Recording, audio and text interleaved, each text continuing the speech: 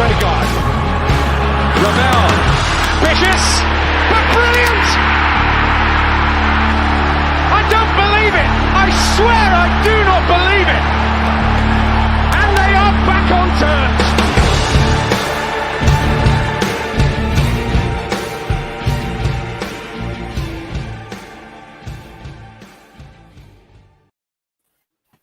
Hello and welcome to New York Talk. This is the Road Night podcast. We have a review and a preview show that I choose the games, which is what we like. So we're going to look back at Saturday afternoon's action and look ahead to Wimbledon from New York Stadium on Tuesday night, which will hopefully cheer us up from where we are now. You have us tonight. You have Mick and Danny, and obviously myself. Hello. Hello. Hello. Good evening, everybody. So we are streaming live on YouTube. So if anyone wants the questions you want to put in, whatever, just send them through and we'll go through some of them. Or all of them. Let's see how it goes. Ian Bradley's showing us already. So hello. Hello. Hey. Nice to have you on board. Where to start? Let's start. We've got an email. Steve has emailed us again. Steve was only emailed us in last week about the height advantages. And he's had another look through the stats from yesterday. And it feels like pointing out the obvious, but it's important stats to back up what is an important point. He looked at our shooting statistics from yesterday, and pointed out that our shot accuracy yesterday was 17%. So from 23 shots, 17% shot accuracy. The league average yesterday, so Saturday afternoon, was somewhere between 25 and 30%. If we had hit the average, Steve says, would have had 7 extra shots on target. And you're going to score with if it's an extra 7 shots, you are going to score with one of them. Yeah. More than likely. That stat almost tells the entire story of the game, Danny. Hit the target, you find the back of the net. Yeah, and it probably puts emphasis on Freddie's chance before Crew's penalty. I mean, I've said it before in past podcasts. I'm sat directly in line with that goal, and I screamed at him last time, "You're meant to be a striker, hit the target," and he's done it again. You know, I mean, like I say, 17% shot accuracy is not the best for a team that's gunning for a top place in this league. I mean, for the whole game, it was more or less one-way traffic against Crew. I mean, Crew had probably 2 or 3 like major chances, if you like, before their penalty, and just in the first half alone, we could have been 4-0 up if we'd have hit the target and took our chances. And I think that is not a major issue at the minute because we're only 9 games in, but it seems to be a developing issue that, yeah, we're doing what Paul Warren said, we need to shoot more, but we need to shoot between the posts more at the same time, you know. But yeah, like I say, 17% shot accuracy in a game that, no disrespect to Crew, we should really be winning, isn't the best, is it? No, and it's not like you can accept it, Mick. You know, if we've got Asmir Begovic doing his world-class saves or Ali Labsi or something like that, you can accept that. You almost accept the result if their keeper's had an absolute stunner of a game. It's much more difficult to accept that we just didn't hit the target. And to be fair, the shots we did hit the target with, they were straight on keeper's throat. It was never really tested, the keeper, was it? I don't think it was anyway. Yeah, I mean, I'm kind of looking for some sort of positive out of it, and it'd be interesting to see what the stats were for last season for Rotherham on that basis, because I'm damn sure that the number of efforts at goal, i.e., either on goal or in the general direction of, were much lower, and maybe the percentage of shots on target was higher. However, we're having attempts on goal, and that's got to be a positive thing. It's got to be, obviously, because sooner or later they're going to go in. I'm reaching here. I'm reaching. We've got to be in target, and I mean, yeah, the sort of elephant in the room, and it's already been alluded to by Danny, is the miss of Freddie that Freddie had, and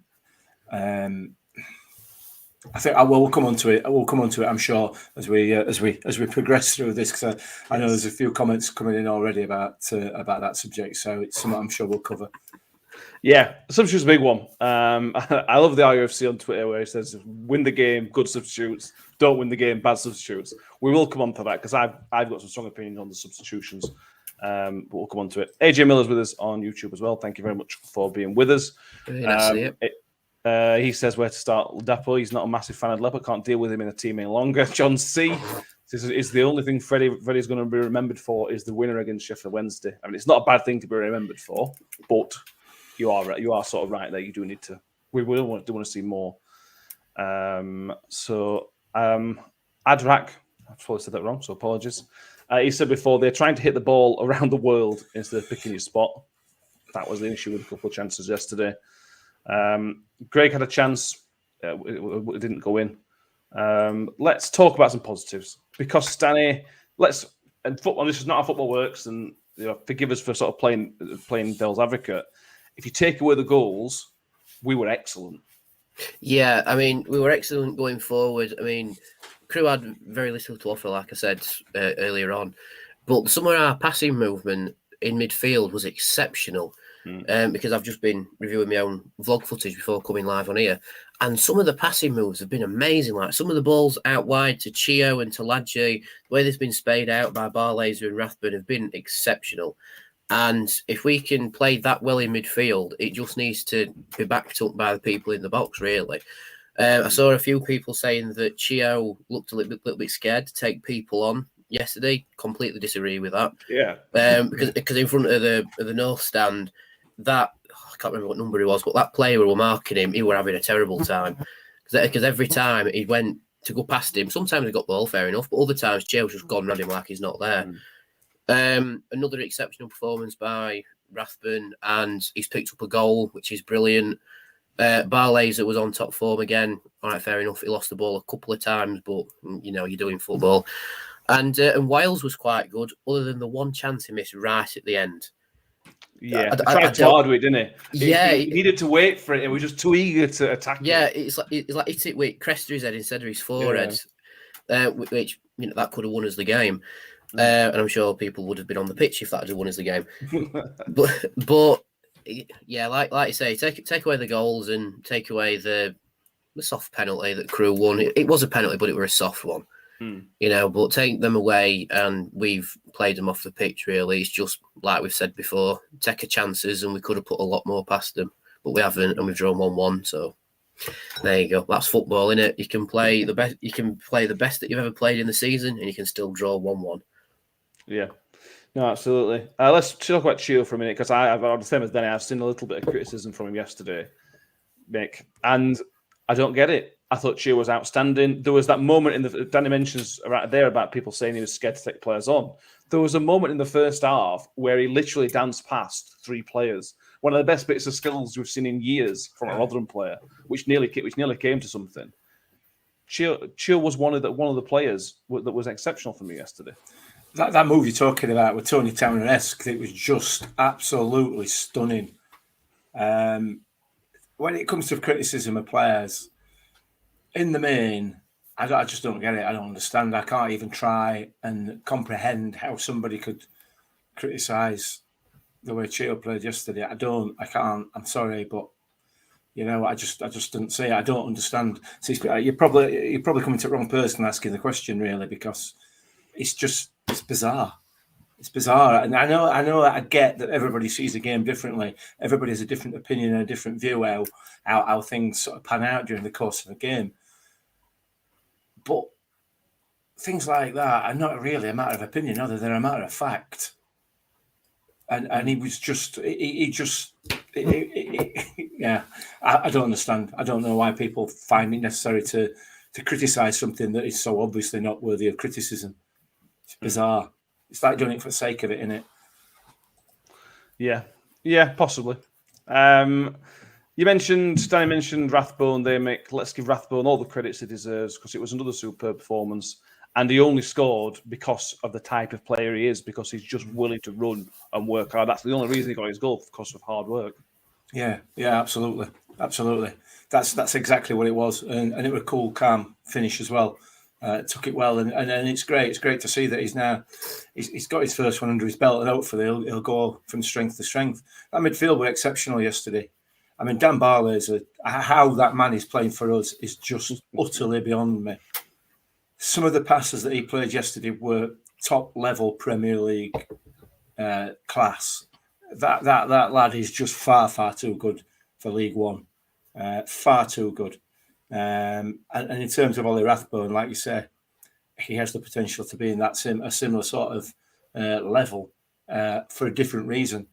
Just because of the work rate and his ability to close the ball down. And he adds a massive boost to that press, the way that we press the ball. So, yeah, he had a great game. And justifiably got man of the match from sponsors and didn't get booed either, which is great. That's another bonus, isn't it? Yeah. You mentioned Ben Wiles a minute ago, Danny. I thought he carried on his performance from Bolton. I do think he tailed off towards the end of the game. Everybody did. And he gave the ball away once or twice. But again, was seeing the best of Ben Wiles. I thought he was brilliant. All the midfield three were, but I thought he was fantastic. Yeah, like I say, he's definitely carried on his performance from Bolton, and he's taken confidence from that, which anyone should really. There was one shot that he had from about 20-25 yards out that I haven't seen on the highlights, which is a bit disappointing because it scrapes the top at crossbar, and I'm sure it's took a bit of paint off it. And it's like if he'd have scored that'd have been a proper follow up from Bolton, because he scored one similar and then he scored one potentially against Crew, but didn't go in. But I think the only reason he tailed off towards the end of the game was because he got a dead leg. And he just didn't want to run as fast, because obviously he's picked up an injury. But if it wasn't for Matic's injury, which I'm sure we'll come on to in a little bit, I think Wiles would have gone off with the dead leg and spared him for Tuesday. But yeah, another exceptional performance from Ben Wiles. He's really come on leaps and bounds since his performance against Bolton. From the performance against Bolton, sorry. And I really hope he carries it on. If he might not start Tuesday because of the dead leg, but we'll see how he is. But I hope he really kicks on because he could be probably one of our best midfielders, if not the best midfielder this season, if he just keeps building on the Bolton performance. Yeah, it's difficult to change that midfield, Mick. It's going to be really difficult for Paul Warne. Injuries permitting. There's no reason. The midfield's not why we didn't win the game. They did everything they were meant to do. There's other issues which we're going to go on to, but it's just one of the positive signs is that midfield is superb. They complement each other. All three of those players complement each other really well. I think the only way it's going to change at the moment is like you said, through injury. And Ben Wiles, I don't know what the current status is in terms of this dead leg that he got, and whether it's going to put him in danger for Tuesday. But if it does, we'll just bring Jamie Lindsay in. Yeah, job done, isn't it? So yeah, he was excellent, Wilesy. Yeah, it was. Let's go through some more comments on the comments, obviously. Ian Bradley thinks if Grigg stays on, he thinks it goes 2-0. He thinks it was substitution disaster class. I say we'll come on to it. I think disaster class is a bit strong, Ian, but yeah, I see where you're coming from. We're going to get chances that nearly went in. He's going to get that goal. Yeah, I agree with Adrian Miller on that one. I think it's coming with Grigg, but again, we're going to talk about that in a more detail. And Bradley, apart from the finishing, it was one of the best performances of the season. I think that's probably a fair comment. Yeah. It's just Alexandra fans acknowledge they were incredibly fortunate, seen that a few times. They were all quite positive and complimentary of us, which I'd prefer to have won 1-0 and them haters. Yeah. Adrak says Rathbone is another Raggy. Sean Goodwin, for who doesn't know, with Barlaser at his side instead of the great Tony Grealish back in the day. Let's talk about the Crew Alexandria briefly, because I don't want to cover a subject too much, but they were very, very happy with the point, Danny. They were, from minute one, time wasting, and it's frustrating. I get it, because we're better than them, but it is still frustrating to play against. Yeah, and like I say, their keeper got booked for time wasting in the first half. And I said to one of the lads who sits next to me, you can tell you're doing something right if the keeper's time wasting in the first half. Yeah. A couple of their players went down with cramp as well in the first half, so you could say we've just rung and ragged after 30 minutes. And then the second half, they did more of the same, and all right, fair enough. Rathbun's goal did come from a mistake from their defender, but Rathbun caused the mistake by, like you said earlier, being the player that he is, just running straight through like a steam train, wins the ball and scores.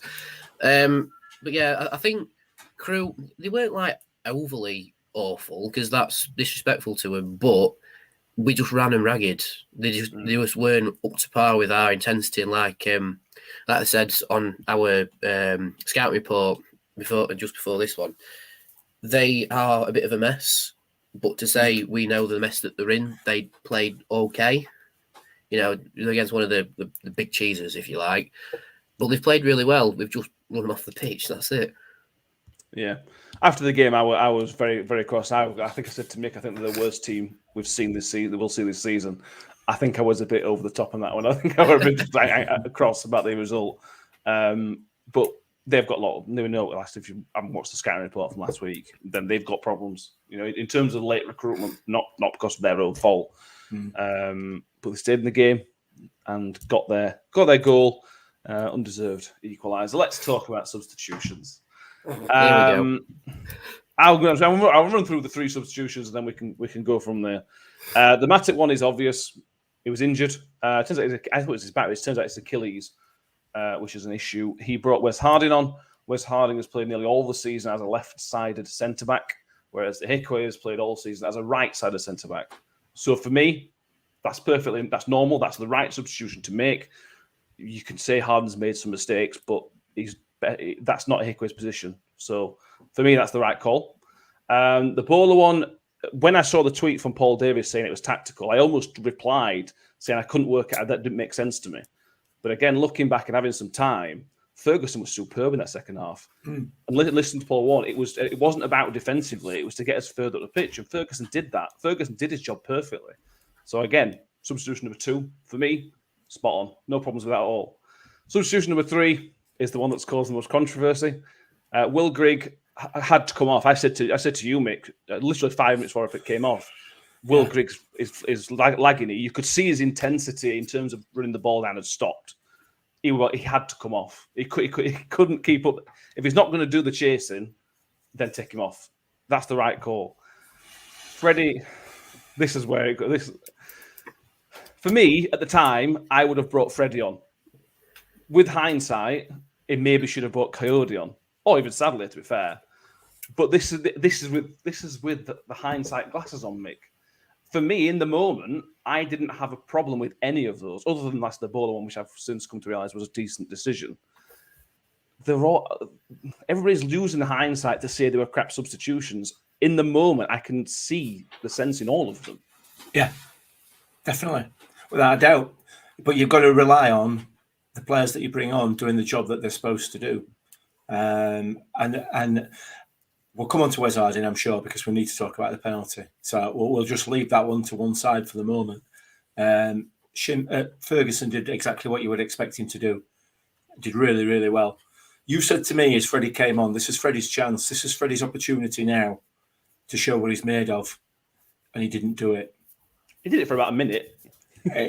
Let's be fair, he didn't do it. And you know, I've been a critic of him before in the past many, many times. Absolute bare minimum you expect from a football player of any ability level is 100% effort. And you never, ever get that off Freddie. And it's the bare minimum standard. I don't know what it is. I don't know whether it's his personality, whether he doesn't want to be here, whether that's just how he... I don't know what it is, but we're not getting it. There was an opportunity to chase a ball down to what... But I think before the penalty, it might have been just after. I can't remember when it went, but he just didn't do it. It didn't chase it down. It didn't close it down. And it just jogged across it. And it's just not acceptable. It's not acceptable when the 9 other outfield players are running themselves ragged. It's not acceptable. For me, I think his time with the club's coming to an end. I don't think he's got what it takes to. And I know. I suppose I'm being critical. I don't want to sound critical. I don't want to sound like I'm having a pop at him. It's just the way he is. That's how he is. And he's just not got the work ethic required to be a part of this team for me. And on top of that, his finishing is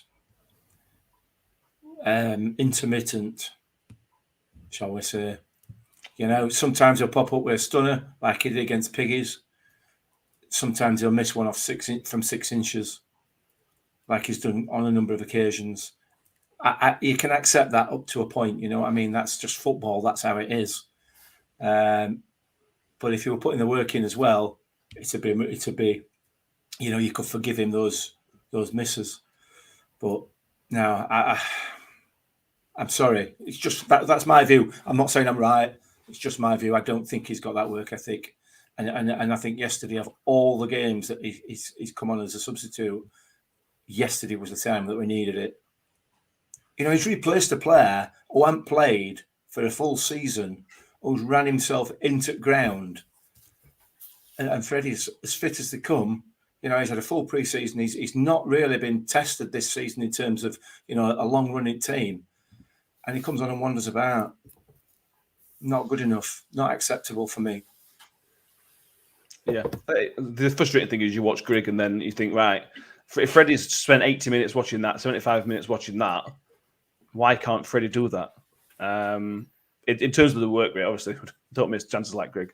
On the substitutions, Danny, what were your thoughts on the substitutions at the time? Were you negative about them, positive? For me, they weren't obvious. When Rathbone came off of the week instead of Wiles, that was a terrible substitution at the time, and with hindsight, it was still terrible.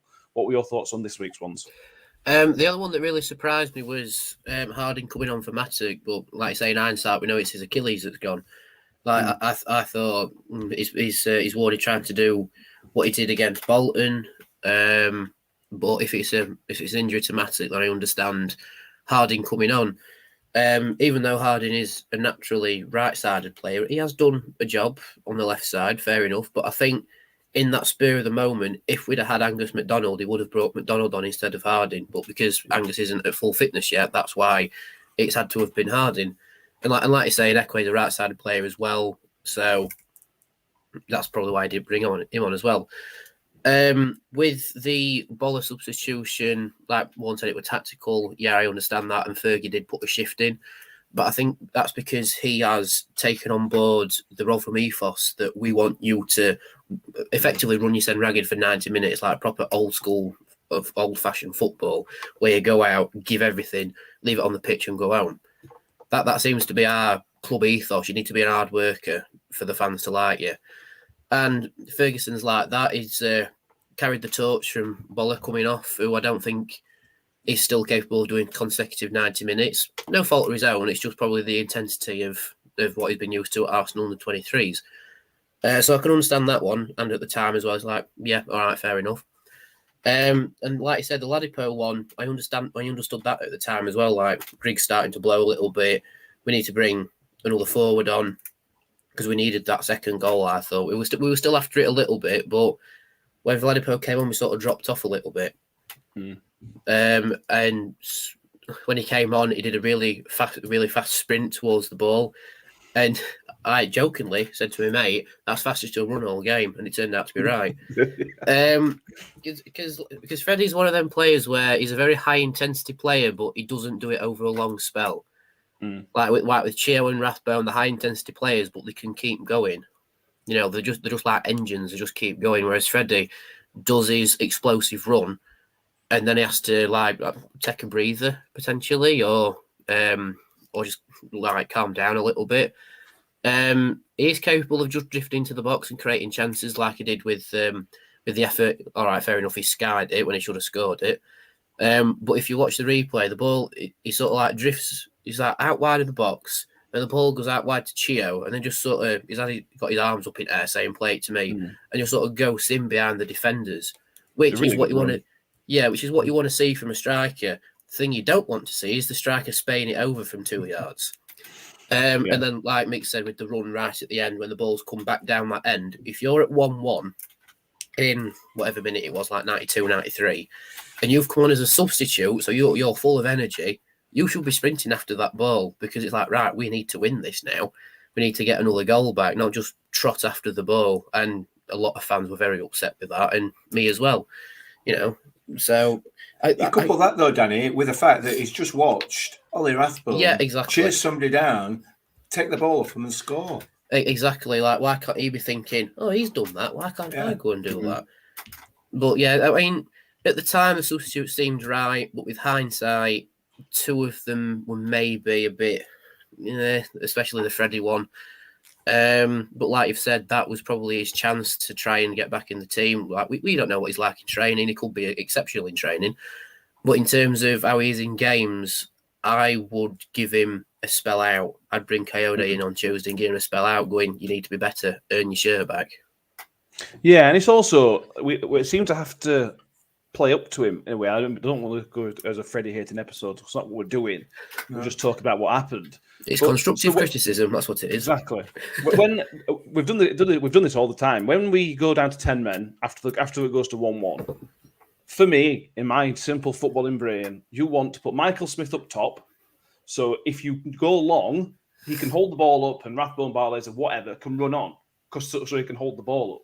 But we can't do that because we can't put Freddie on wing, because you can't trust Freddie to do dog work and get back. So that means we've got to stick Smithy out on wing, which means it's a waste of time putting Smithy out there because he's not quick. He's not going to take a play. Well, do defensive duties, fine, but he'll not do anything attacking. And then when the ball does go to Freddie, he's not going to win a header because he's Freddie. He's not going to hold it up because he's Freddie.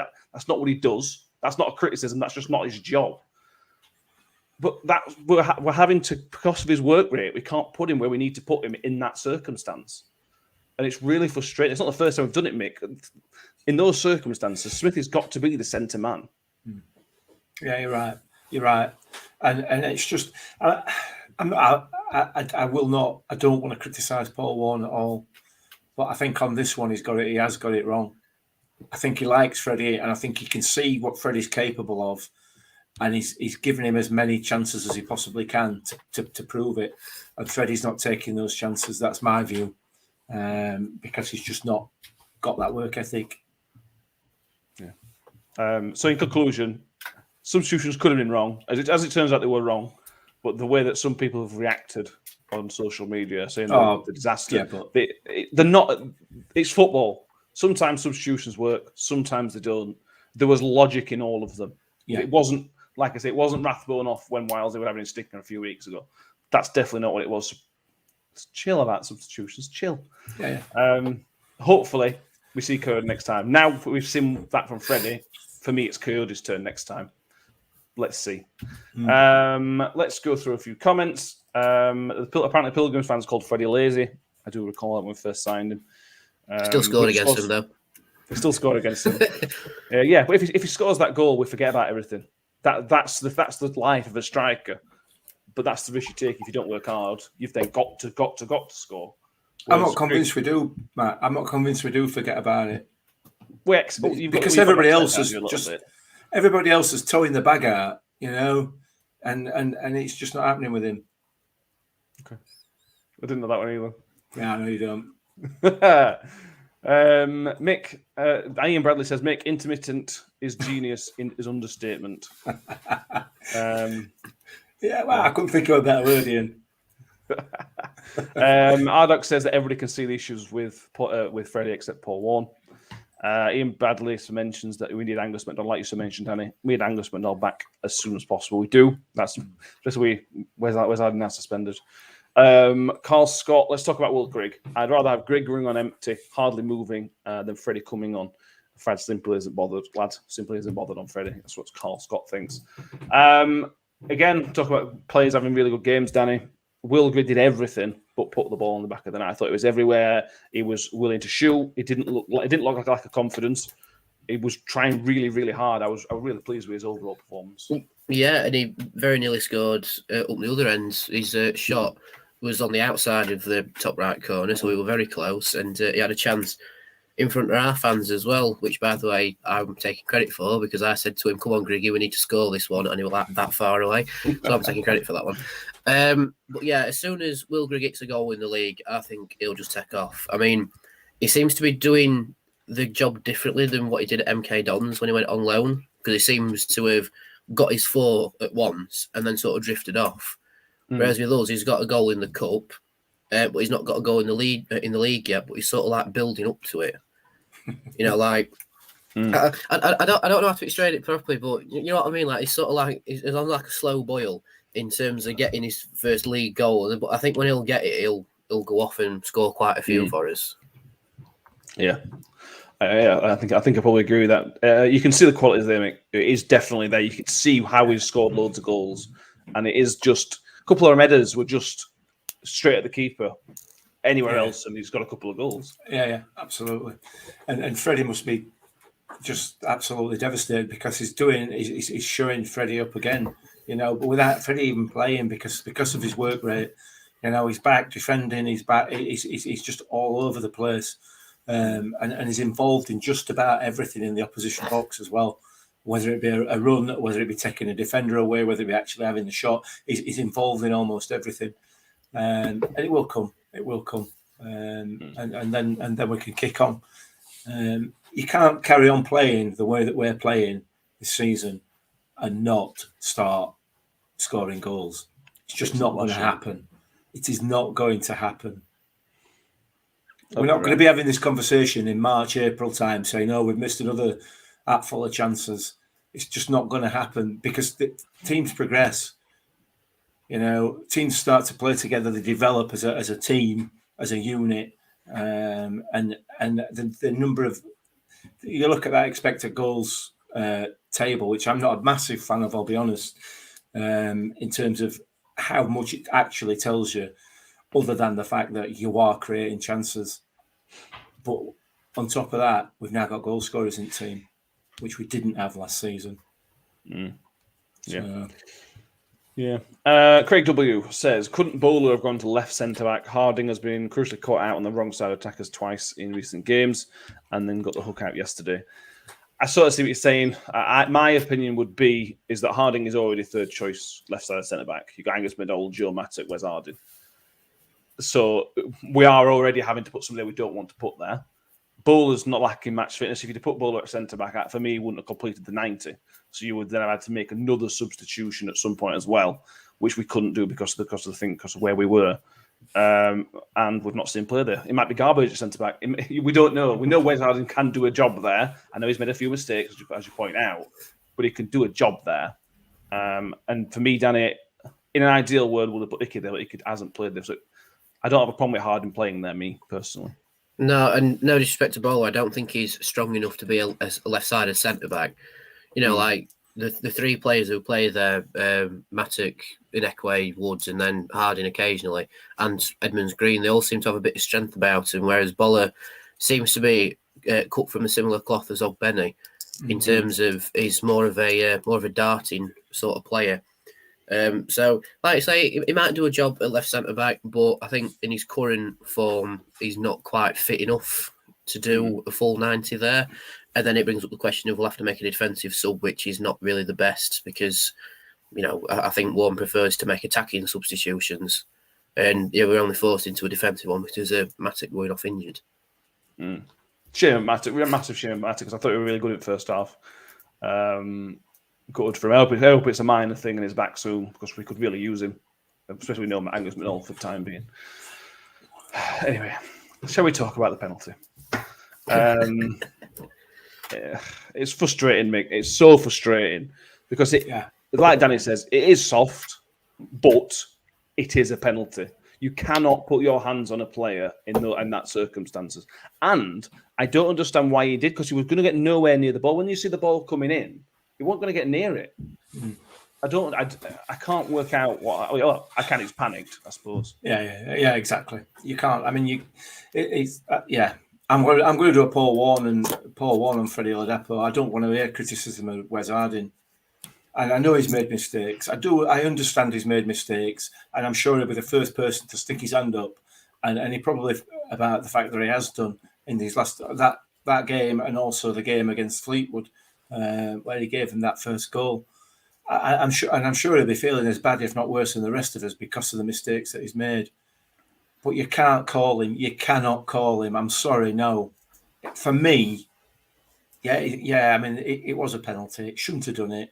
Don't know why he did it. Brain fart like he had against Fleetwood, letting that defender get breeze past him for first goal. But that doesn't make him a bad player. it doesn't make him a bad player.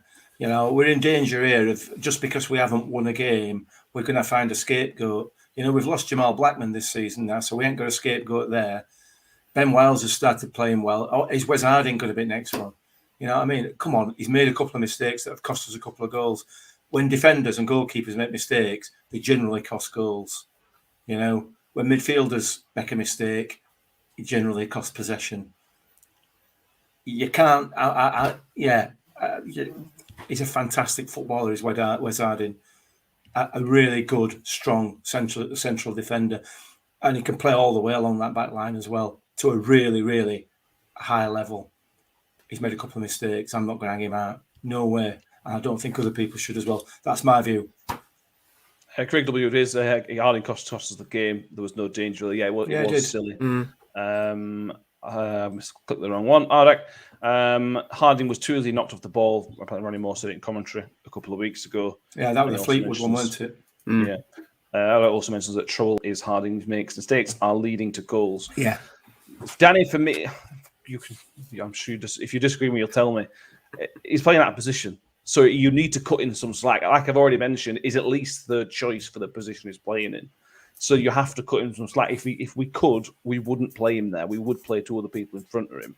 So we have to cut him a little bit of slack.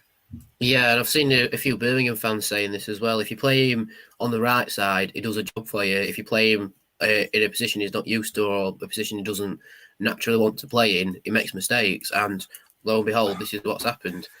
I think if he was to play on the right side of our three centre backs, it would be a little bit better. But I think he is more naturally a right back, out and out. But then because of the system we're playing, you can't really bring him into that because, you know, it's like all right, fair enough. He could come on as a replacement, as a defensive replacement to Chio if Chio's been over excelling himself like he did at Bolton. But I think because of Harding is a very good player, we try and like sort of keep him in the team because he's a good player. But if you're playing him on left side, like we've seen, he does make mistakes and unfortunately have cost us goals. But you can't just like hit that nail straight on the head of, or if he plays on the left side, the other team will score because that's the swings and roundabouts of football. But yeah, with the penalty, like I said before, it was soft, but it was a penalty. You see him pulling back, but I do think if he hadn't have been booked earlier in the game, he wouldn't have been sent off. Yeah. I think the referee was left with no other choice of it's a yellow card thing. You've already been booked, so I'm going to have to send you off. Because all players going around and going, well, why is he being sent off? And it's like it's because it's a yellow card challenge and he's been booked already. If he wants, but then the other yellow card he got was a really good professional foul because it stopped breaking. So, like I said, swings and roundabouts of football, isn't it? Really. Yeah. Can I just say, and it's unusual for me to say this, I thought the referee had a really good game yesterday. I was just about to say that. Yeah, I thought he played pretty well. I don't know why it took so long to give the penalty. To be fair. I had a brief moment of hope where I didn't think he was going to give it. I think the linesman gave it, didn't he? The linesman gave the penalty, not the referee. Yeah. So, they got the right decision in it, I suppose. But yeah, I thought the referee had a decent game. And we should mention that whenever we possibly can. We should mention that. Yeah. Last point on Harding, KW comes back with obviously his talent is not getting on the hate wagon because he is a very good player at right wing back. But Warren is putting him in the firing line in position, and side he isn't used to. But as we mentioned, what else are you meant to do? We haven't got anybody else to fill in that position. We're putting a versatile player. Bowler can't do 90 minutes. We know that. What else is Warren meant to do? He doesn't, other than change the formation, and which I'm now going to come on to. What are you meant to do? We are stuck in a position because of injuries and whatever else. We had to play somebody there. As I've already said a few times, it's third choice at that position. The haters are back on the bandwagon, as Craig puts it, for the formation, Mick. Let's talk about formation. Yesterday, we did not draw the game because of the formation. No. We drew the game because we couldn't put the ball in the back of the net, which was nothing to do with the formation. Correct. If anything, we played very well because we were able to play those three people in midfield. That's why we played so well. And that's why we dominated the game for an hour, because we had those three people in the middle. If any other formation you play, you can't have those three in the middle. You just can't. Yeah. You're right. I've got no to say on it, Matt. I've got no to say on it. It's the most. It's ridiculous. It is. It's stupid. Every time we don't win a game, it's formation, it's substitutions. It may be a combination of all those things, right? But just because you don't get what you want, it doesn't mean you have to change everything. You know what I mean? It's just I don't get it. I don't understand. I've watched football for a long time, and you don't just change formation every time you lose a game. You don't make wholesale changes every time you lose a game. You don't bring 5 players out, 6 players out. Why would you do that? It worked against Bolton. Played exceptionally well. We've played exceptionally well pretty much most of the games this season. It's a system that fits the personnel that we've got, or the personnel fit the system that we've got, and the way that we play, and some of the football that we play shouldn't be being played in League One. It should be being played at a much higher level. So no, I don't even get why it's even a conversation, to be honest. I'm sorry, that's again my view. I'm not saying I'm right, but I don't understand.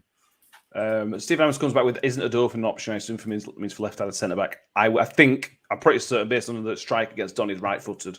So you'd end up having the exact same problems. You have Wes Harding, right foot on the left-hand side, who isn't a natural defender, whereas Wes Harding is a natural defender. I think that's why he gets the nod. Go on, mate. The option is to put Richard Wood there. Yeah. Put Heckway in the middle. That is an option. But then you are putting Woody's pace in danger. You're putting him in danger because his pace. You are, yeah. His centre back works because of his lack of pace. Yeah. Anyway, Danny, formation 3-5. Isn't it? Yeah. Formation 3-5-2. One of the things that I see people use, one of the big sticks that they hit 3-5-2 with, is Chio. And I get that. Chio's a winger. Chio's an exceptional winger. But if we're still seeing really, really good attacking play from him, and we're still seeing pretty good defensive play from him, we're not losing out by playing Chio in that position for me. He's still doing brilliantly. Yeah, he is. I think the argument is that Chio is technically more of a winger than he is a wing back. And when he's first signed for us last time in League One, he was playing on the right side of a midfield 4. But at the same time, it's strange because with 3-5-2, he almost has more freedom out wide. Like he's got a more service from midfield and more service out from the wide centre backs, if you like. They sort of go out to him, and then with Barlaser, he goes far right or far left, and then they're able to run in behind their defence effectively and create a challenge, which is what we saw against Crew. It's what we saw against Bolton. Right, fair enough. 5 goals saved for set pieces, but there's still that challenge. That challenge down out wide. I can see both sides of the argument. I can see why people want to play in the midfield 4, but you can also see the benefits of a 3-5-2 at the same time. I don't think we've ever come under pressure down that right hand side this season, have we? I think the only time they've come under pressure was against Sheff Wednesday, but that's because they took Chio out of the game. Well, he went off, didn't he? Yeah.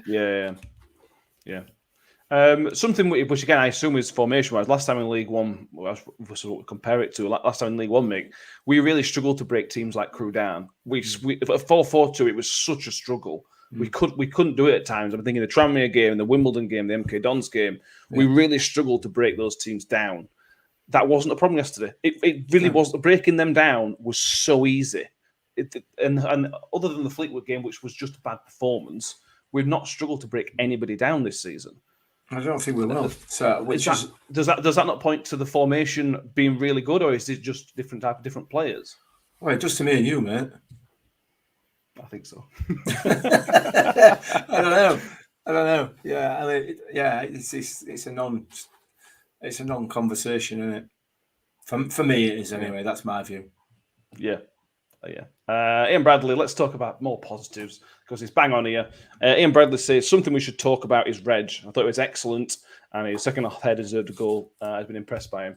Other than that Accrington game, Danny, he's not put a foot wrong. I've been so impressed with Reg the last 2 or 3 games.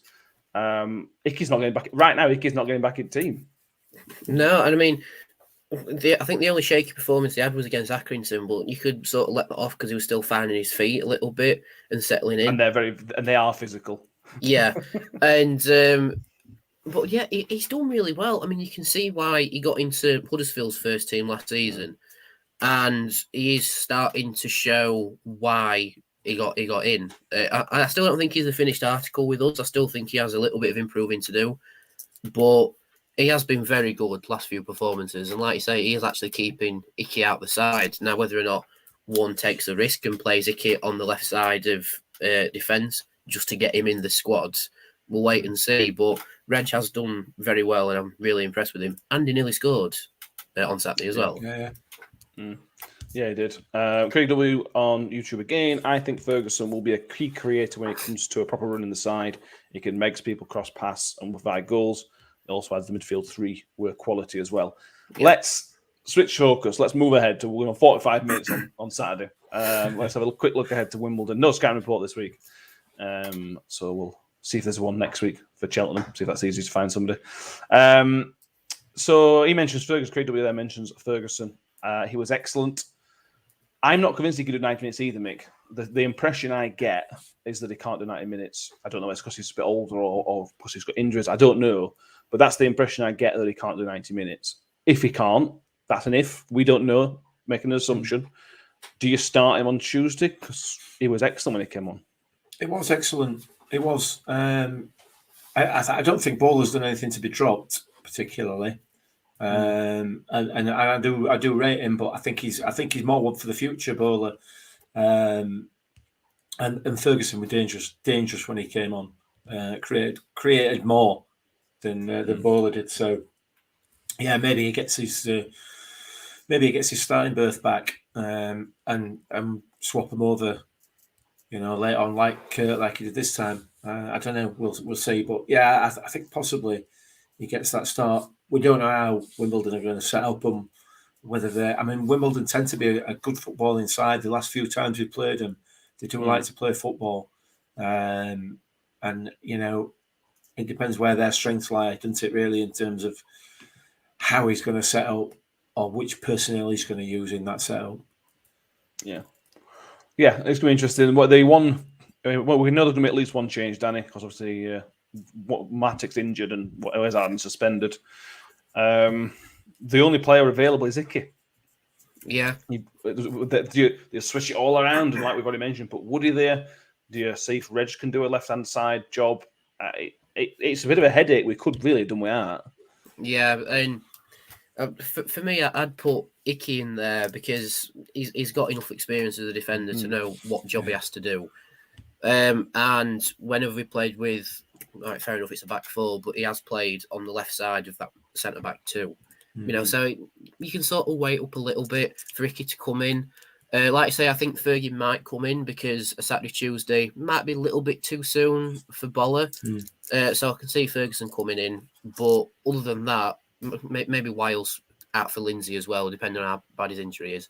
But other than that, I'd say keep it same, because in terms of how we play football, it's a really good side. It's a really good side that can knock the ball about really well. It's just finishing that we need to improve on, really, and that's it. So other than the enforced changes, and thankfully Harding is only out for a single game because it was a double yellow. But other than forced changes, I'd say stick with same. And if anyone's really blowing out the backside, then you can swap and change it at half time or 60 minutes or whenever you need to. Yeah, the only, like Danny mentioned, if Wiles might be injured, we don't know. There'll be a pre-match presser on Monday, so we'll find out a bit more information. The other question then becomes the strikers, Nick. Is Will Grigg fit enough to play Saturday, Tuesday? That then becomes a question, because he was definitely blowing. But I ain't got to notice mine when the substitution around 70-ish minutes. He was blowing and blowing quite hard. Yeah, but he can play at least half a game, can't he? He's going to be fit enough for that, I'm sure. I don't see any changes outside at the moment outside of that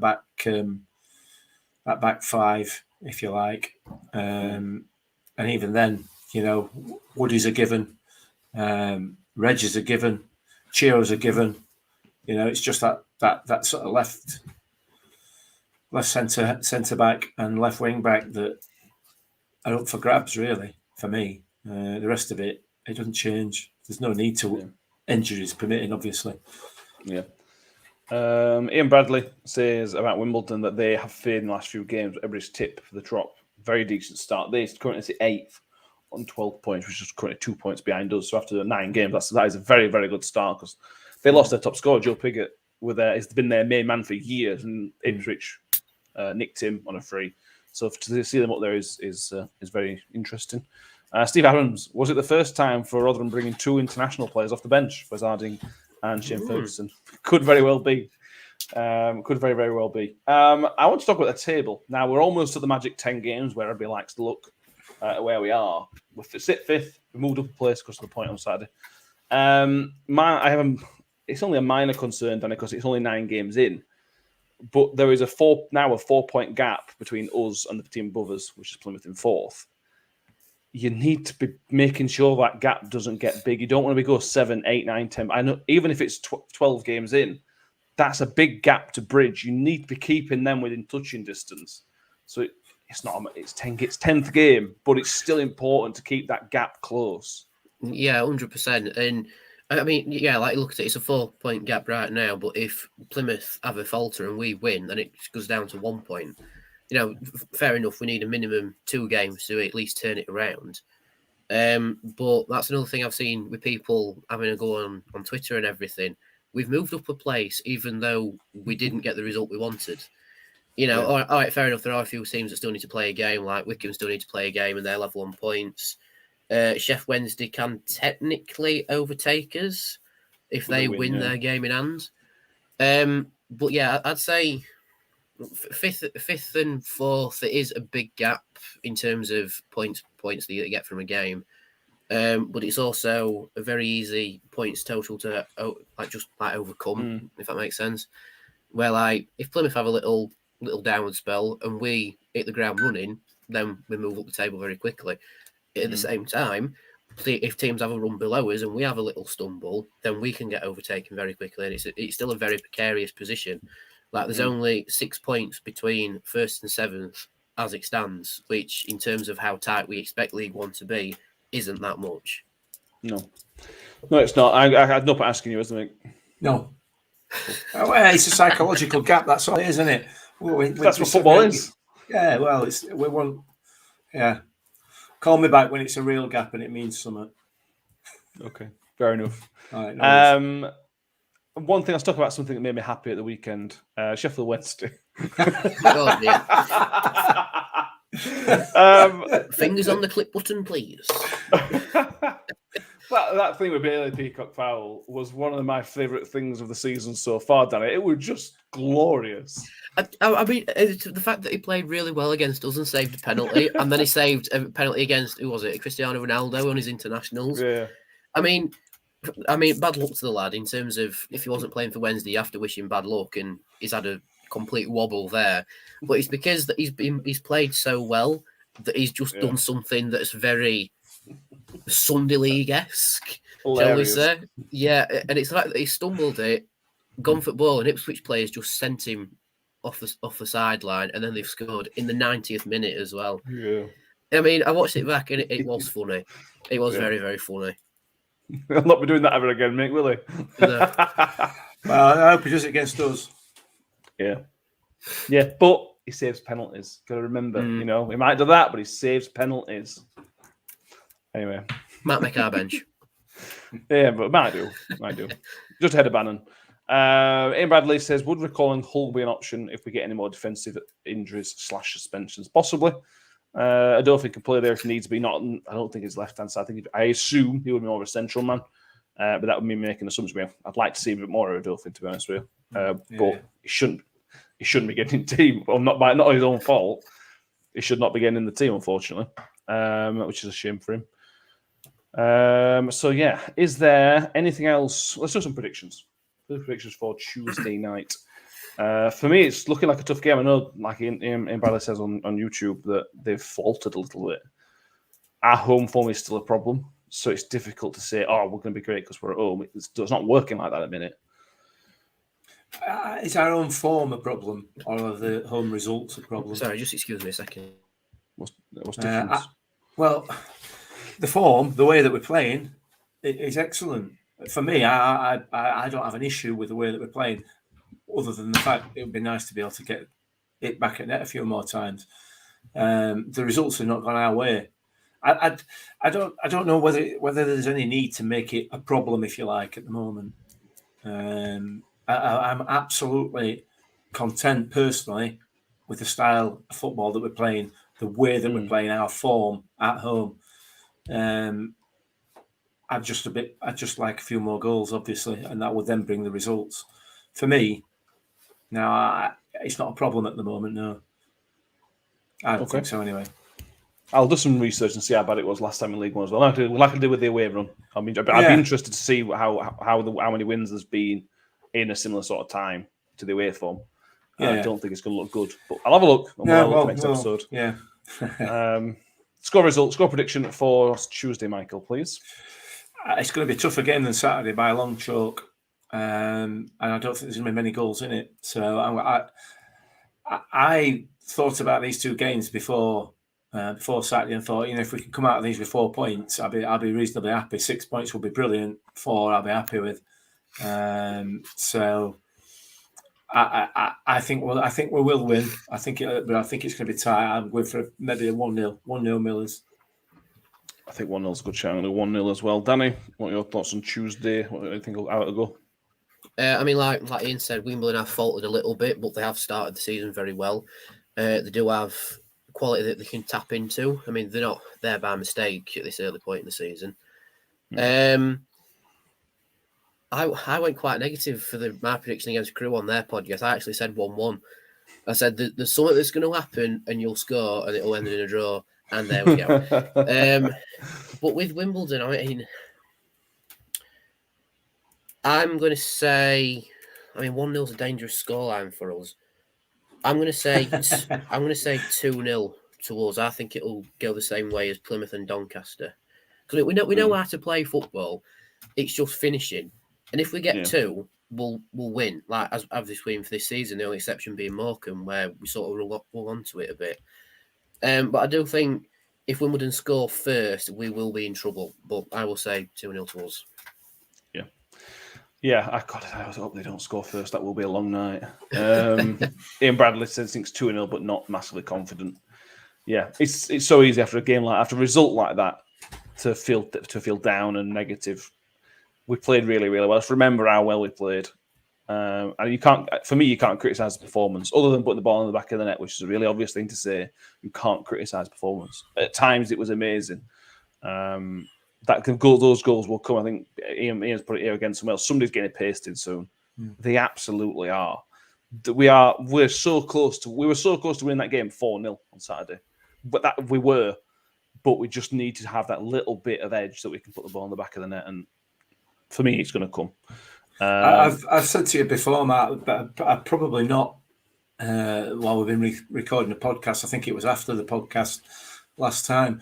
This squad has the potential to be one of the best squads I've seen in Rotherham United shirts. The way that they are playing football at the moment and the quality that is within that team is as good as I can remember for a long, long time. They've got to actually pull it off. They've got to get the results and they've got to make it pay. But potentially this is an absolutely outstanding squad of players, I think, genuinely. But if we keep losing or drawing every week, then they're not going to be fulfilling the potential, are they? So, no, that's true. We'll see. At least we didn't lose. No. Yeah. No. Yeah. Did better than Anthony Joshua. That's all I'll say. Carl Scott thinks it's going to be 3-1, and Steve Adams thinks 2-0, and he thinks Griggs going to score. Every so often there's a player you want to score. Rathbone was one. Yeah. Griggs one. But if he scores, we'll be fine. It will be sailing. As Smith obviously needs to get a couple more as well. Would be nice. Anything else? Any more that you'd like to talk about? Just the fact that Ian agrees with me, Ian Bradley. It says that some of the football's breathtaking, and it is.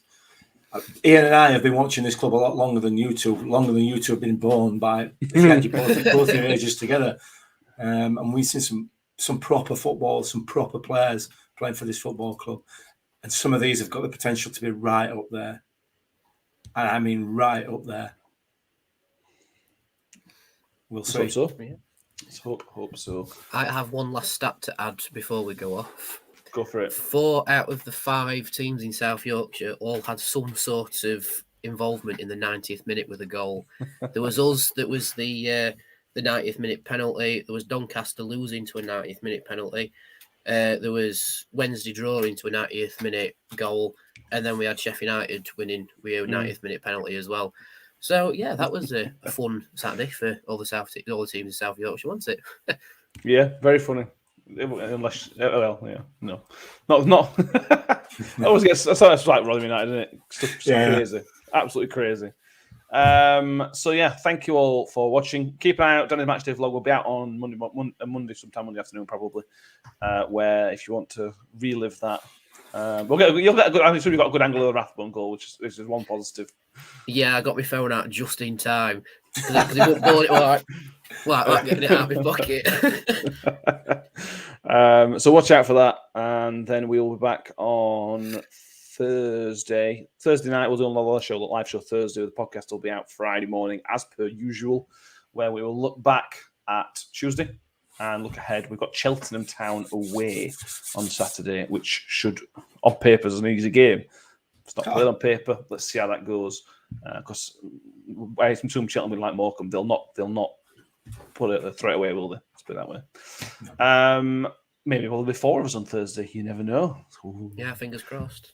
So thank you very much for watching and listening. If you haven't subscribed already, get on YouTube and subscribe, or iTunes if you prefer an audio version. Get on there and subscribe as well, because we enjoy this and we enjoy everybody who listens. We appreciate everybody who watches and listens as well. Mick, I appreciate you taking your time to spend it with us as well on a Sunday evening. It's a pleasure. Well, what are you saying? That I've not got a lot left, so I'm just. You're happy that I'm spending my last few hours with you. Is that what you're saying? Yes. Cheers, mate. No problem. Anytime. No problem. And Danny, it's a pleasure as always, mate. Yeah, always a pleasure to be here. Just a little shout out to the person who keeps ringing me whenever I go live. Thank you very much. I've got your call silenced, so I don't actually care. So you can call as much as you like. I don't care. So ta-ra. Absolutely. Right, let's go. Let's go watch Europe lose on the Ryder Cup. Thank you very much, and we'll see you next time.